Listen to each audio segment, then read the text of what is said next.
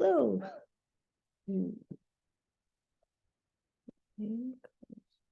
One moment, sorry. All right, that should be better.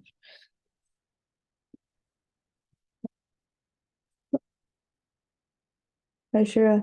It might just be you and me. I'll give it a few more minutes.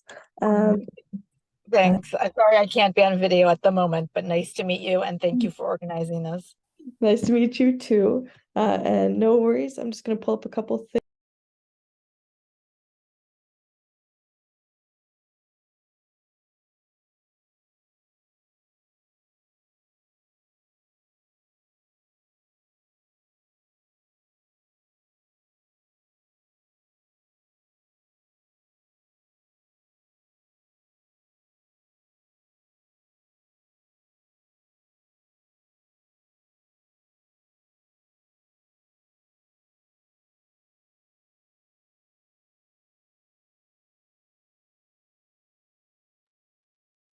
All right, well, we'll just get started.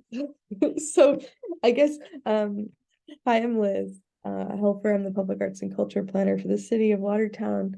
It is really my pleasure to have this role for the city, and really excited to manage this call on behalf of the Public Arts and Culture Committee, which I staff.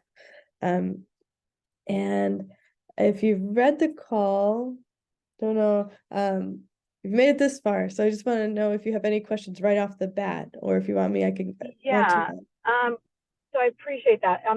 I read the call kind of broad strokes. Yep. And so I think, I sort of have the broad strokes, but my background is ceramics. Oh, cool. So, and I'm curious if you've done, like, in the first year, if there was anyone with ceramics, or like if there's like potential concerns about, yeah. So I just, I can address the material for sure. So I know that ceramics can certainly last for a long time in the outdoors. We do consider longevity and fragility when in this setting, because this is a community path where people are often going on high speeds on bikes or scooters. It is heavily used by teenagers who are walking, biking, however they're moving between their schools and their homes. So far, we haven't had any issues. We didn't actually have run through my memory real quick, but I don't believe we had any applications that included ceramics last year. The vast majority were metal or stone, or sort of mixed media. It's in actually several wood sculptures as well. So the 4 sculptures that are on display are concrete, metal, bronze, also metal. I should say the other one is steel, and the other one is wood and steel. But I do think that the committee would be really excited to see work in ceramics and be able to consider it. I think that having a wide variety of materials is certainly something they're looking for, to be able to showcase a lot of different styles of work. Okay, super. Because I wasn't sure if I need to, this is the part I didn't like read about in terms of the base. Like, for example, if my ceramic piece needs to be kind of, either attached to the metal, like, do you know what I mean? Like, if it's stacked, so the pads are they're 6 by they're 6 by 6 concrete pads, which is fairly large. We do need them to be anchored to the pad in some way. I will say that we did select, there was a sculpture selected. I say we, but I don't have a direct say. There was a sculpture selected last year. There was a large wood piece that was so heavy and so large, it like totally overshadowed the base, and it was just plunked on the ground. It's not movable, and it's just too large.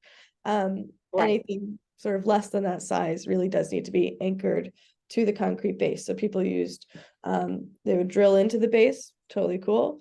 Paint all over my hands. And then they would use concrete screws or different types of anchors. One guy used bolts, the other used screws. There's many different methods.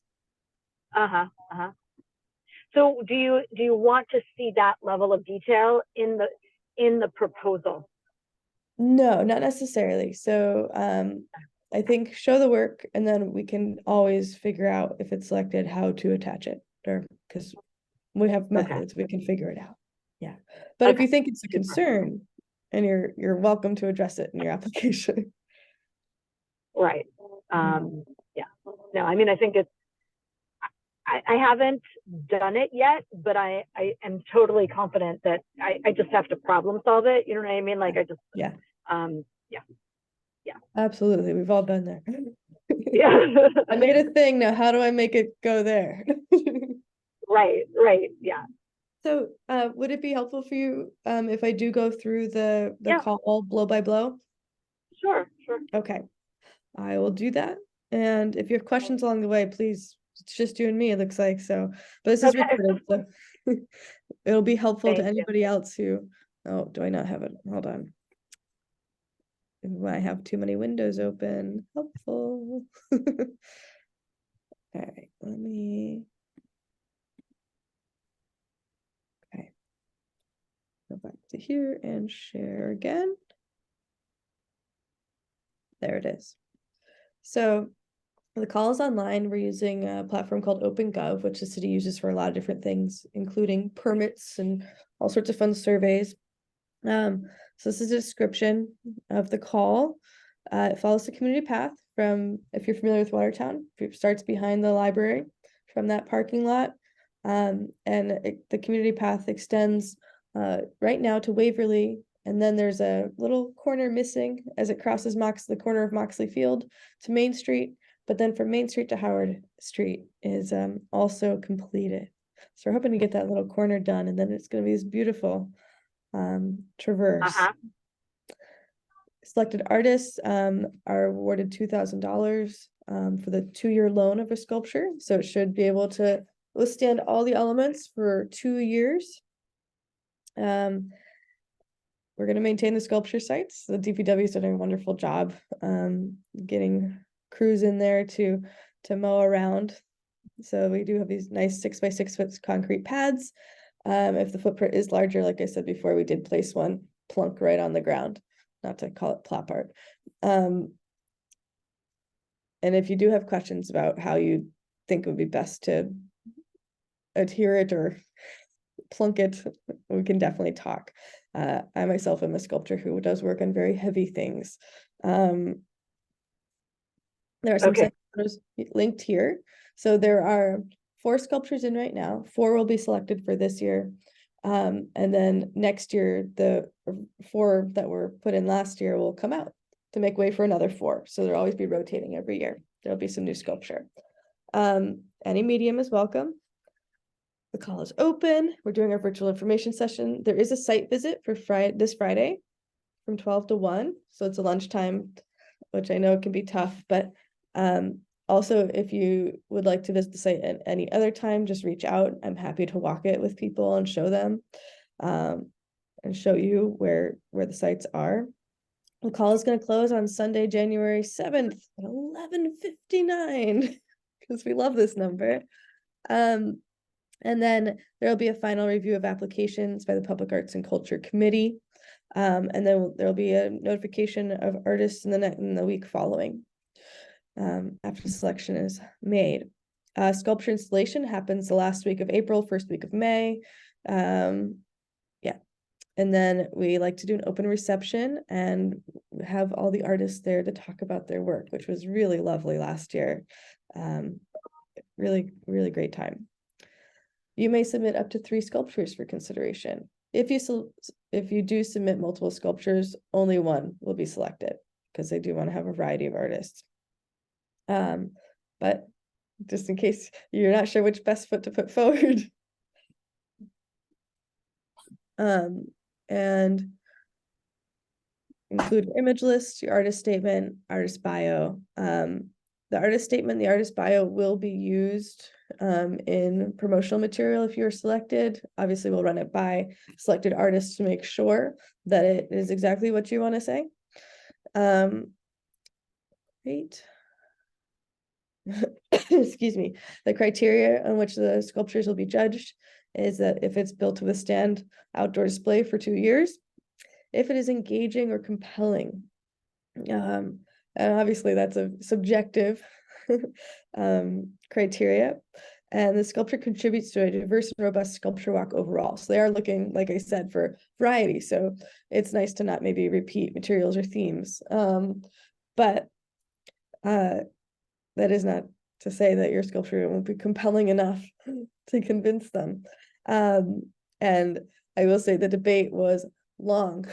And I want to say arduous, but it was long and very interesting to see the turns that the conversation took last year in the discussion selection process.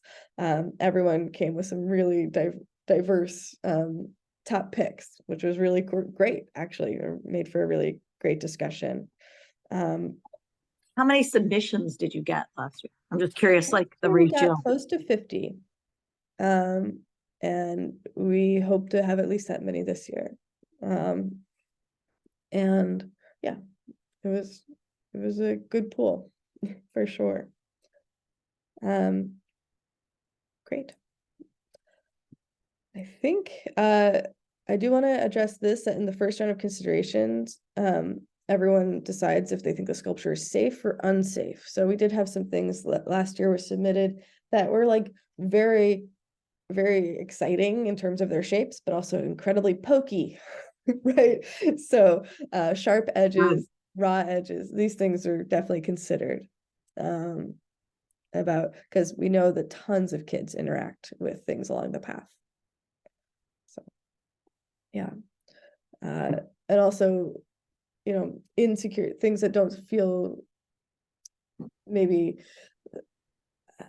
I don't like know, they don't want to say that things are unsafe just by the way they look, but some things just certainly looked like the connections were not strong or structural or yeah. So yeah, any questions about any of this? So I guess two questions. One, Yep. could you just go back to the height, like the Yes. So let's see. We put it in there. Oh, if I find the right section, yes.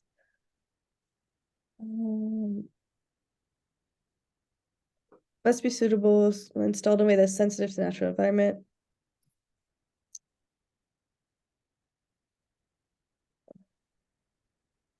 I think we actually took out the height requirement this year. Let me just make sure. Nope, may not exceed 10 feet. That's right. We did not take that out, and we didn't because of overhanging trees. Okay, and 10 feet by what? 6 by 6 is the sculpture pad, but really Yeah, it's like if you had multiple pieces that are installed together, we're very like the committee is very open to installing things directly on the ground if that's better, like burying a footing, that's also okay. Okay. Yeah. And then in terms of the site visit, so you'll show us where the 4 are. And let me, I'll pull up the site photos right now. If that's nice. Here we go. Let's see if this one works. So these are the open sites, and we actually have more. Let me just make sure. Okay. So this one is, you can see it's surrounded by grass.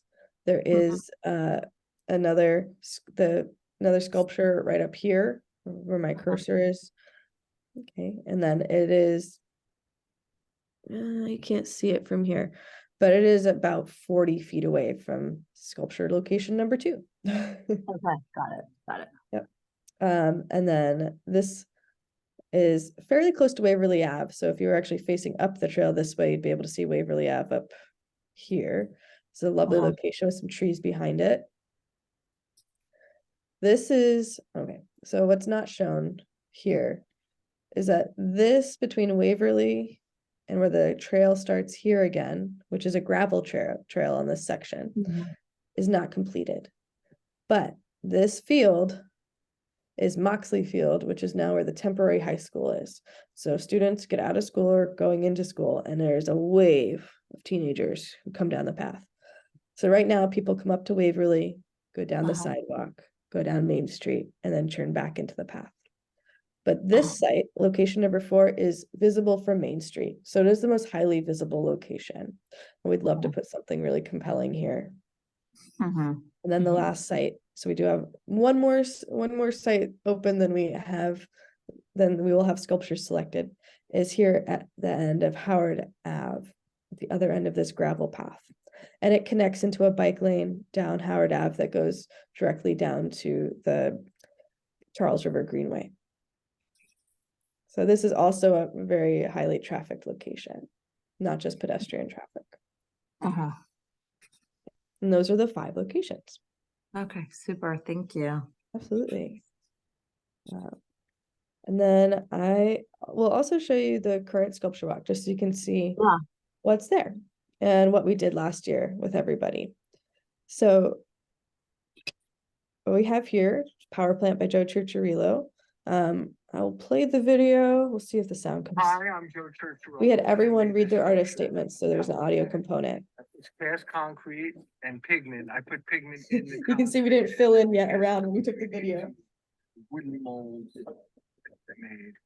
And there were like a lot of different wooden molds. So I built the piece up gradually, casting into these molds and then seeing how it looked and adding a little more rebar and then casting again. And so there were a lot of different castings in one sculpture.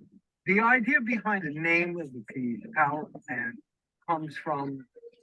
Oh, sorry, just 1 second. I'm gonna have to move locations. Are all of these videos online or no?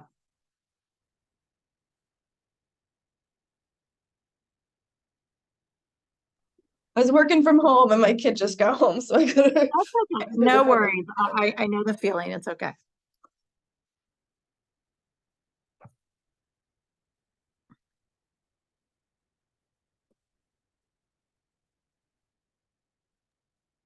Okay, yes, all of the videos are online. This story map is actually linked on all of the plaques next to each sculpture.